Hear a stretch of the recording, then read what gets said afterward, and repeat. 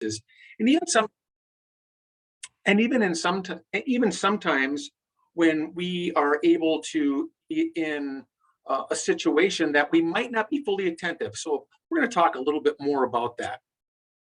I'll gladly take questions after the presentation because I am not very good at monitoring the questions as they come in. So appreciate your assistance with that.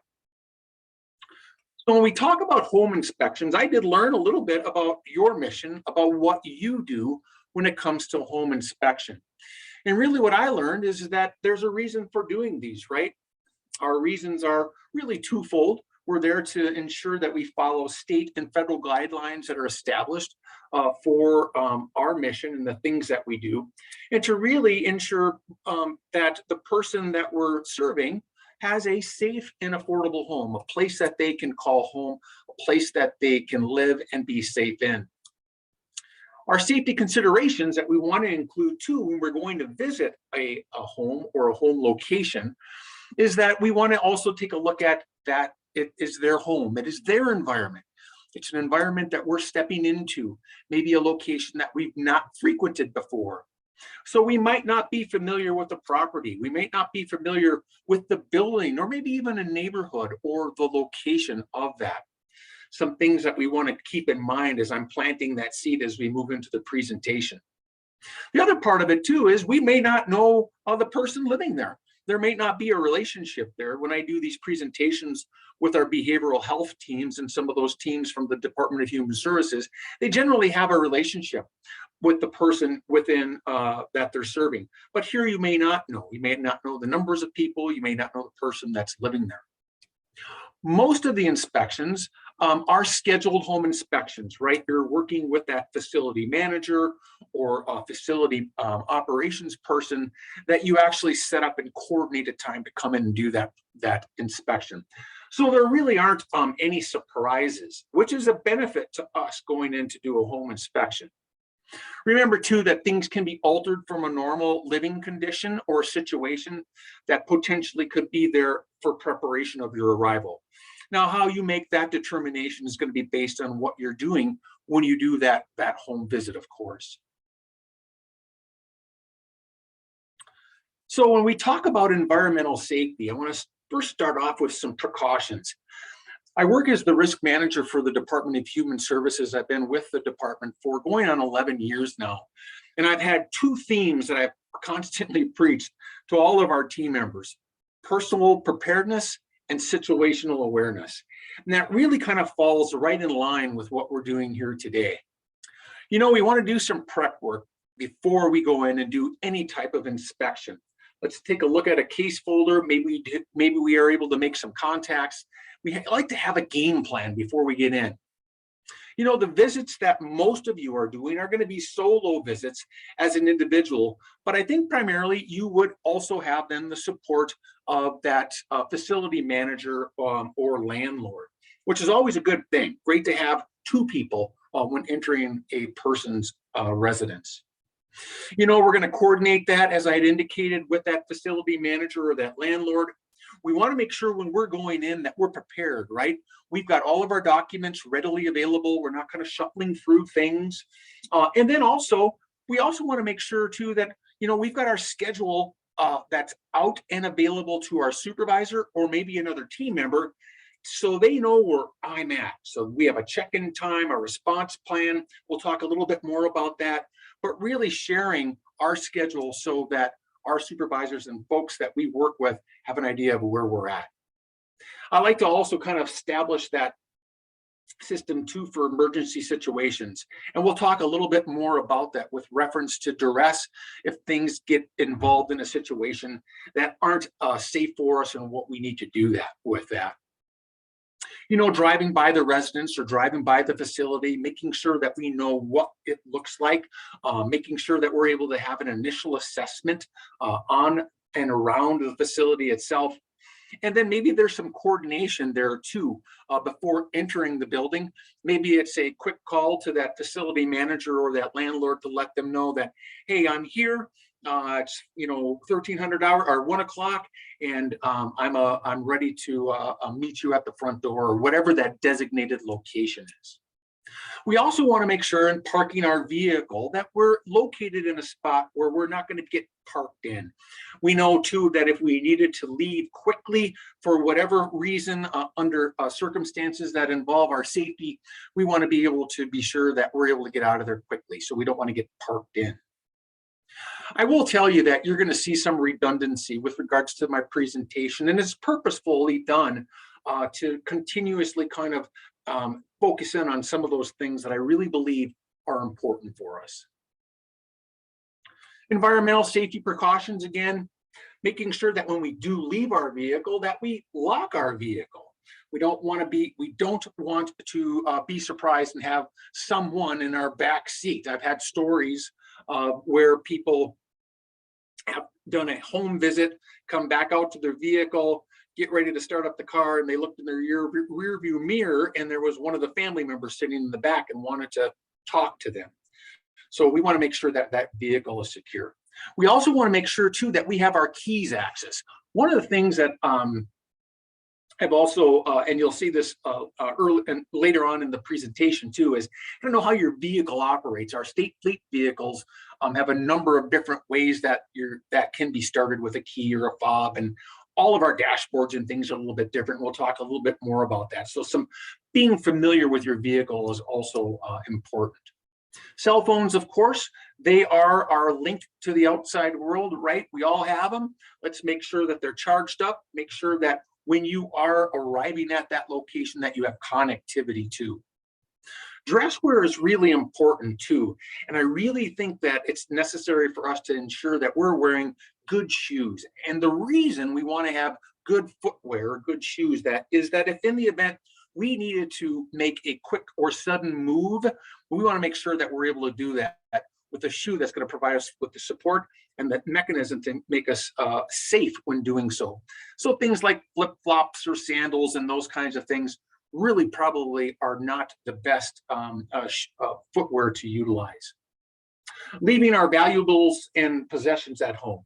I know this sounds kind of like, well, what do you mean by that, Russ? I'm not going to be like carrying bags of money or anything.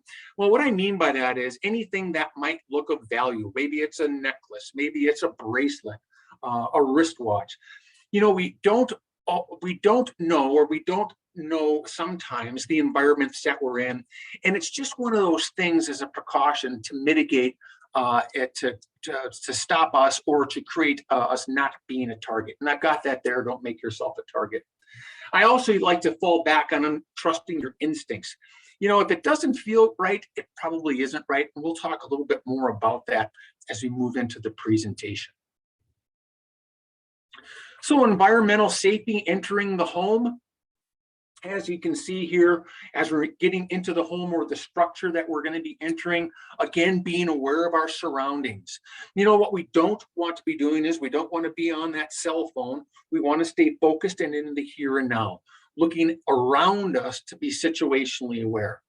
We also want to make sure, do we know what the environment is going to be like? Is it a city location? Is it a rural location? I know as a kid growing up, I grew up on a dairy farm in Wisconsin. We always had animals out, so if you're dogs, cats, those kinds of things, they were never leashed or they were never chained.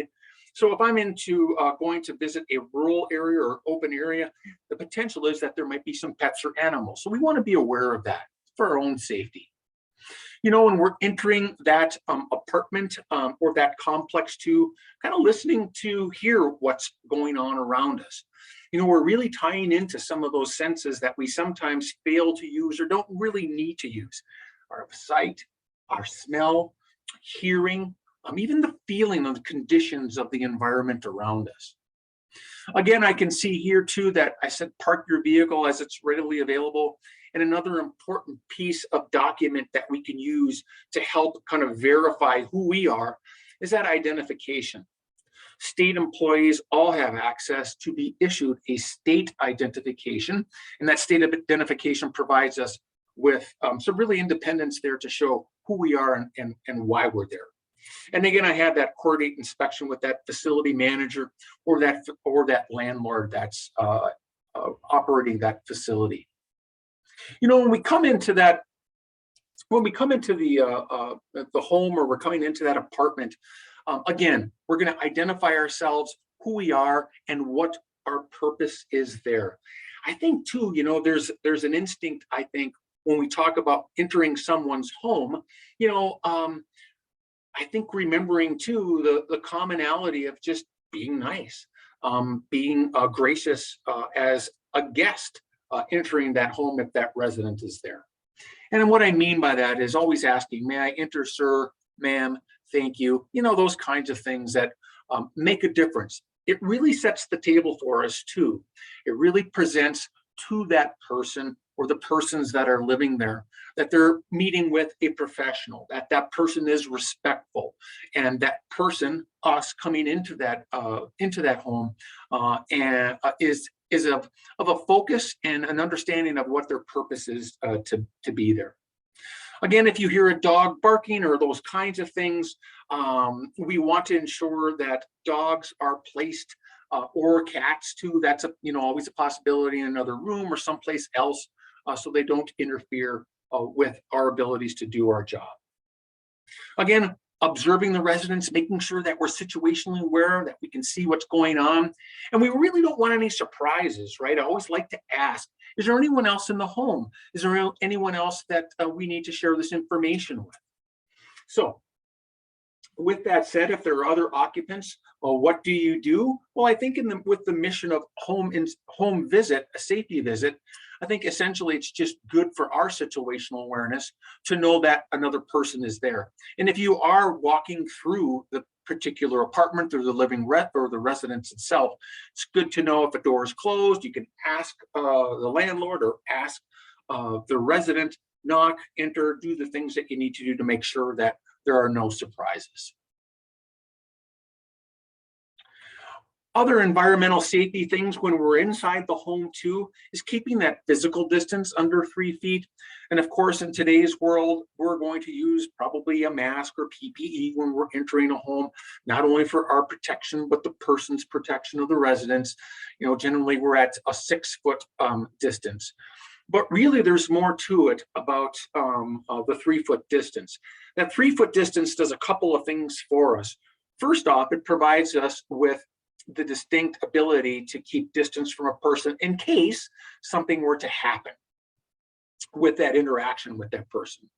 The second piece too is it's really demonstrating some personal space for that other individual and ourselves too. So it's kind of twofold when we talk about that 3-foot distance. Our use of non-threatening body language is also an important component of our interactions with that person. And really the sense of that meaning is that, when I'm speaking to you, of course, or to a person there, my palms are out. I'm non-threatening in any way, shape, or form. Maybe even my stance too is in a way that I'm stepping to you as I am now with my left foot forward and my palms out. So I'm really non-threatening. I always throw in here to always expect the unexpected, and we can always use some of that common sense too. If you see things that may potentially be of danger, maybe there's a weapon on a counter, maybe there's drugs that you see, our go-to then is to excuse ourselves from the visit or from the inspection. It is not necessary for us to continue in an environment where there's the potential or the risk of endangerment. We want to utilize good listening skills when and if that person is speaking to us, that we're staying focused on that person. Obviously, we also want to be observant around not only with the person, but the environment itself. Again, I have that strong word here of being courteous and developing that rapport. We're non-threatening, we're non-intimidating, we're really there to manage and focus on the mission that we've got before us.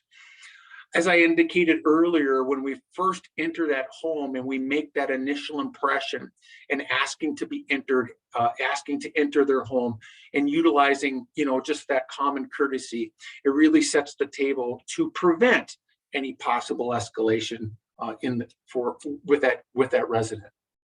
We don't also want to be overconfident.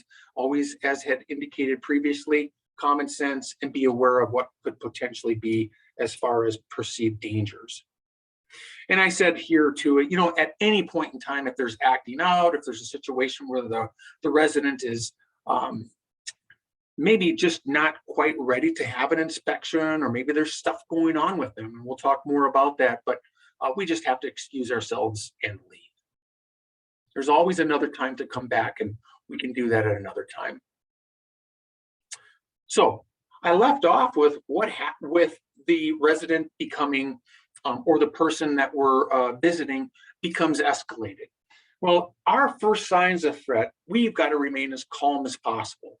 And really, in an environment of that nature, the premises itself, we should really probably just leave ourselves. It's not necessary to continue to stay there if we're seeing an escalation in behavior associated with some of the things that we might be concerned about. We just have to leave and then focus back on maybe rescheduling at some point.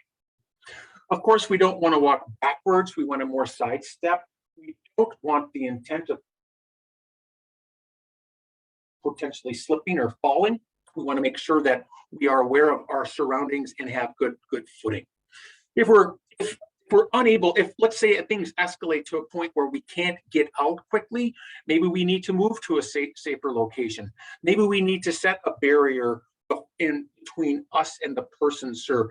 Now, I know this is kind of an extreme end, but from my experience with working with our other team members, they've had these situations where, for example, they've had to place themselves between maybe a chair and a person served, or maybe a kitchen island and the person served, so that they could eventually maneuver themselves to leave the apartment itself.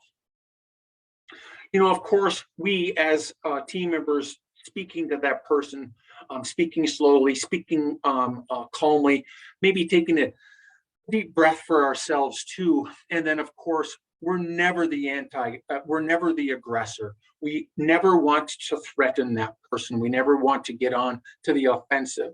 We're strictly there to get ourselves out.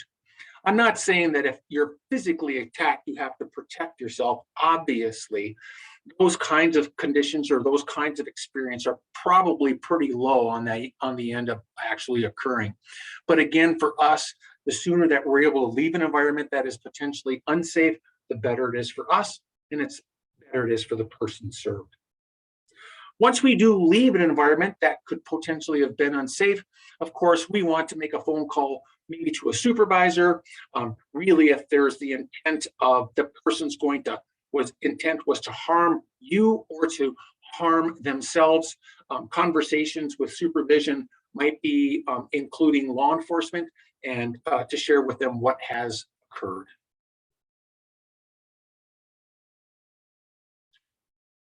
So with that said, we talked a little bit about our environment, a little bit about what we're doing prior to coming to do the home inspection, what we do once we are entered into the apartment itself, and then what to do if in the event that there is an escalation of behavior to get out.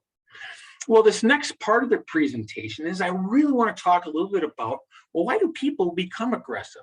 What's happening in their world that really kind of creates a situation where they become escalated? And in general, this slide here that I'm sharing with you is some of the risk factors that we've taken into consideration, and they're generalized. They include males under the age of 25. Maybe there's a history of aggressive behavior. Maybe there's recent increases in life stressors that are going on with that person. Of course, a lot of these things you may not be aware of with the person in that residence. That's not what your mission is, right? Your mission is there to inspect the home. Well, with that said, some of these indicators might be things just to keep in the back of your mind when we are doing a visit home inspection. Precipitating factors that also lead to escalation. And I've kind of broke these down into the internal factors of the person served and then some of the external factors of the person served. And this is really that psychology part of it, where we as the home inspector or as the person providing the service can be a little bit more in tune to potentially some of those types of behaviors and why people behave the way that they do. And I really look at the first one being something that we can also focus on with individuals that we're taking care of, or that we're interacting with a home inspection. Impaired cognitive ability.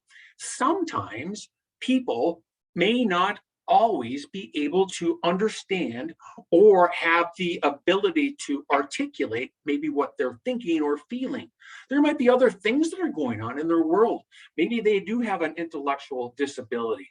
Maybe they do have a mental illness, or maybe there is dementia or something like that that's associated with that person. Sometimes too, we can also then attribute to some of these things that are occurring. Maybe there's fear, maybe there's anxiety, maybe there's phobias that or stressors that are going on in their life.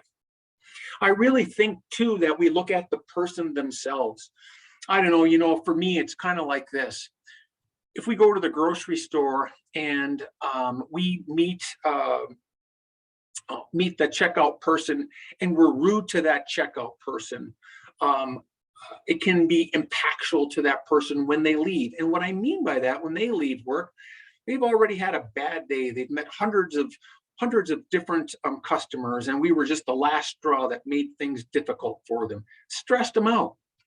The things that we can do to make things better for people, as I talked about earlier, is just being nice, right? As a kid growing up on a farm, I had a bunch of sisters, and my mom always told me, Russ, if you can't be anything at all, just be nice. And I think this is a driving part of understanding some of those internal factors that you may or may not know about a person. We can then prevent potential escalation. So as you can see here, there's a number of different things that a person may have experienced. Trauma in their lives, they may not have good coping mechanisms, and a number of those things. Some of those external factors too that they've maybe had experience with. Maybe they've had poor experiences with other situations where people were in their environment. And so there's a little bit of that phobia that's there. And so how they've been treated maybe has impacted their attitudes. Their own personal level of self-esteem, their level of value, how they feel about themselves. Presenting in a way of respect and dignity to that person can really go a long way, not only with you accomplishing your mission with a home inspection, but really maybe even to make that person feel a little bit better about themselves. So what we do know is that we know that all behavior has meaning. And when we talk about aggression, when we talk about aggressive behavior, and that's my focus here, is that people who are aggressive really have you really use this behavior for three things. One is to communicate how they're feeling. Two is to obtain something, to get something, the way that they behave. And then three is to avoid. It's kind of like this. Boy, have you seen Russ today? He's in a real bad mood. Stay away from him. So that would be one of those avoidant kind of things. But essentially, what is learned with aggressive behavior, that if they continue to use it and they get what they want, it enforces that behavior. So continued behavior in this manner as aggression can get what they want. So how does that change? Well, we can stop using behaviors that don't work for us when aggression is essentially, I guess, addressed or taken care of. And we'll talk a little bit more about that. So there are some stages of challenging behavior. And as you can see here, we start with adaptive, tension, emotional, and physical, which kind of gets into that distress area. And then finally, on the back side of that is recovery. So when we talk about a person in an adaptive stage, it's really kind of like where we're at right now, right? Signs: even mood, even breathing, relaxed posture, good concentration, normal voice and expression, being interactive, and really being able to have an engagement with that person is really what adaptive is. How we go about supporting that person who is in an adaptive state of engagement, we use those reinforcers, right? Give praise, being positive with our attention, and really being appreciative of that person and their involvement and interaction with us. When we get into the tension phase, some of those signs then with that particular person might be, a clenched fist or reddening of the face. Their verbal and their nonverbal may not match. I'm fine, I really am. Clenched teeth and saying that they're fine might not line up with each other. Tone, volume, cadence in voice and speaking are also good indicators. Maybe a person is starting to elevate. We kind of hear that catch up. I have reduced eye contact here. It's kind of one of the reason I have it here is that for some people, if you have a relationship with a person and you've understood where their eye contact is, if I've understood that I've always had good eye contact with that person in my relationship and working with them, and all of a sudden today it's like they're looking down on the floor, maybe that's an indicator of some things going on. It's not always solid, as far as an indicator goes. Our supportive strategies when it comes to a person who's under under some tension is, of course, supportive stance, my tone and my volume and my cadence, calm, non-reactive. And I like to give some space to a person too who might have some challenges or difficulties in maybe understanding or are trying to articulate where they're at. And what I mean by giving space is not just that 3-foot distance, but also maybe some time. Maybe some time or some opportunity for that person to kind of collectively get their thoughts together so that they're able to share with you what they're thinking or what they're feeling. Can really make a big difference in helping that person maybe understand why we're there, maybe understand some of the questions that we might have, and the overall interaction. Finally, the last couple of things here is just being empathetic. Listening to a person speak about whatever that might be, and you may have experienced this, right? You may walk into a home home safety inspection, and this person just starts to talk to you about everything and the weather, right? Maybe it's just an opportunity there just to have a little bit of engagement and some thankfulness to share back to them and share with them maybe what's going on outside in the weather, those kinds of things that can really create and help us get our job done. Now, as we move through these particular stages, emotional distress is really where that person begins to escalate. Of course, when we're in this stage, we talked about earlier, when we're seeing these kinds of things within that environment, it's time for us to leave, right? We don't want to stay in this environment if we notice that some of these things with this person are escalating. Yelling, swearing, maybe sudden movements, maybe a stomping of the foot, less ability to reason. They're not hearing you. They're not understanding you. For us, our supportive strategies, remain calm, take a deep breath, maintain that body language, and we might be looking for an egress at this point, right, to get out. We don't want to involve ourselves in any power struggle. There's always the opportunity to come back and re-engage at another time when things are better. So we want to be realistic about those expectations. It might be challenging to have to reschedule and come back and do that, but for our safety and really for the safety of that person and maybe their situation, it's best for us to leave. Now, if it becomes a situation where there's physical reaction, what this means is, as far as science goes, there is aggression. There might be pounding, there might be breaking of things.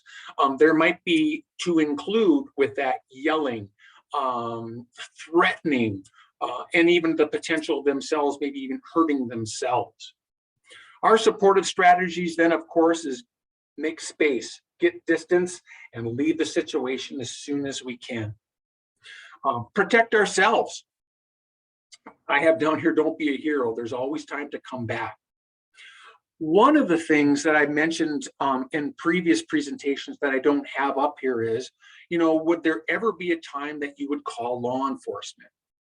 From our perspective at the Department of Human Services, a time to engage law enforcement is when the individual that we're taking care of or the individual served is a harm to themselves or a harm to others or a threat to others. That's a law enforcement call. I'd mentioned earlier, I always like to go ahead and have that engagement with supervision post a situation of this nature, because it really helps them to really kind of talk through maybe what just happened and have that extra set of ears to listen and then make the appropriate call as necessary.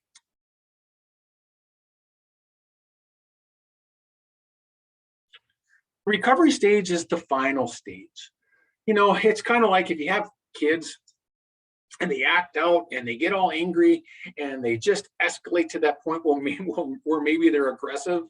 And then at the backside of that, they kind of come back down. And really, it's even like that for us as adults too, right? Maybe this person has had an episode of where they were aggressive, or maybe they were just acting out. And now that things have kind of resolved or got quieter, they become more normal with their breathing. They have a more normal posture. They're feeling some embarrassment too. They don't know exactly maybe why they did what they did. And there's emotion that's attached to that. There might also be some remorse, or, I'm sorry about what I just said. My intent wasn't to make you scared, those kinds of things. So there might be some withdrawal there. From the perspective of our supportive strategy, my intent is never to take anything personal. My intent is to either take care of that person or to take care of the mission and to work through and with that person to help that accomplishment. And really what we can do to support that is to listen, promote reflection, provide closure. And essentially what that does for us is it just reestablishes that relationship with that person. For home inspections, it's not so much relationship, but it's really a part of maybe patching something over to let that person know that it's okay. And we're still appreciative of having the opportunity to come in and do the job that we needed to do. So really, in conclusion, and to answer any of the questions that you might have, is our situational awareness and personal preparedness. That theme remains consistent.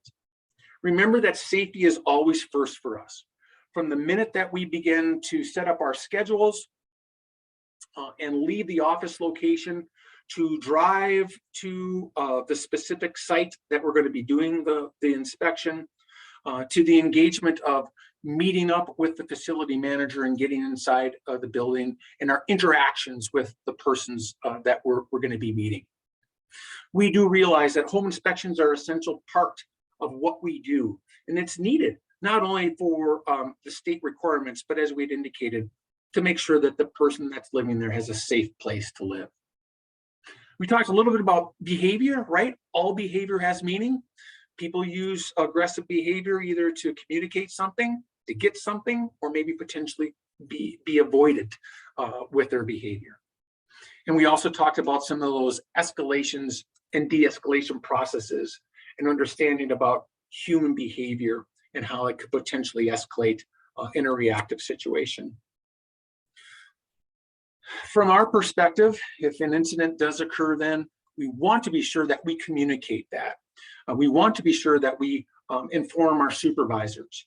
With us in the behavioral health business, when there are incidents of this nature that are quite escalated, we like to do something that's called a debrief. It could be really a simple process of just kind of talking about the who, what, where, when, how, and why. What did I learn from this? What could have I done different? Really helping us kind of process to ensure that we understood what happened. And if we needed to make an adjustment to our process, we can do that. So with that, I will gladly take any questions, Kylie, that anyone has. It looks, Chris, like we have one question right now. Okay. If you're not issued a badge, but you are going into people's houses monthly, what would you suggest? So if you don't have a state identification? Right, it's I believe it's a housing authority. Okay, so if you don't have, I would think that you have some type of identification with you. If it is a driver's license, or if you do have Maybe it's a name badge that you have with your name. It's a logo of the housing authority with, you know, the name of the organization. That is also helpful. So that would probably. I've got is a driver's license. All I got is a driver's license. Yeah. Yeah, you could share the driver's license. I guess for me, the driver's license has personal information on that. And so, for example, if that's all you've got for identification, I would look at that as maybe a gap, and maybe that's something that could be discussed at the organizational level for importance. But if that's all you've got, I guess for me, like, here's my driver's license.